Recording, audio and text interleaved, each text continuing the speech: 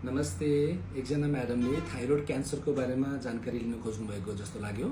आज यो भिडियो हामी थाइरोइडको बारेमा, क्यान्सरको बारेमा थोरै जानकारी दिन गइरहेको छु।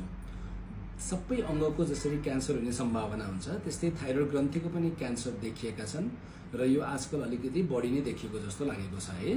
विशेष गरी महिलाहरूमा पुरुषलाई भन्दा थोरै बढी देखिन्छ। यसको मतलब पुरुषलाई क्यान्सर हुन्न भनेको होइन, महिलाहरूलाई अलिकति बढी हुन्छ। वंशाणु कारण यसको प्रमुख कारण हो। वंशाणु जेनेटिक डिफेक्टले गर्दाखेरि यो बढी हुन्छ। त्यस्तै सानोमा आणविक एक्सपोजरहरू भयो, त्यसले गर्दा पनि हुन्छ। यो विशेष गरी पहिला युरोपतिर जहाँ आणविक विस्फोटनहरू भएको थियो, त्यति बेला त्यहाँका बच्चाहरूलाई एकदमै धेरै यो थाइरोइड क्यान्सर बढेको थियो। नेपालमा चाहिँ त्यो खासै डर छैन। नेपालमा विशेष गरी वंशाणु कारणले गर्दा नै थाइरोइड देखिएका छन् है त। यदि कसैको ग्रन्थि घाँटीमा सुन्निएको जस्तो भयो, थुक निल्दाखेरि गाह्रो भयो, सास फेर्न गाह्रो भयो, बाहिर हेर्दाखेरि गलगाँड जस्तो देखियो भने त्यस्ता व्यक्तिहरू तुरुन्त हस्पिटलमा जानुपर्छ।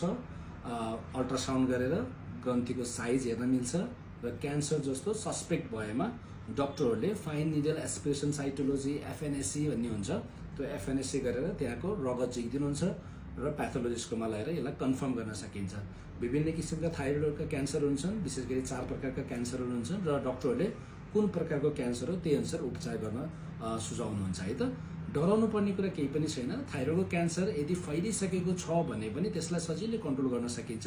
त्यसको प्रमुख उपाय भनेको अपरेसन हो र त्यसपछि रेडियो आयोडिन ट्रिटमेन्ट गर्ने र लाइफ लङ थाइरोइड हर्मोन खाएर त्यसलाई हामीले कन्ट्रोलमा राख्न सक्छौँ र बेला बेलामा डक्टरकोमा गएर त्यसको उपचार गर्न पर्ने हुन्छ। धन्यवाद।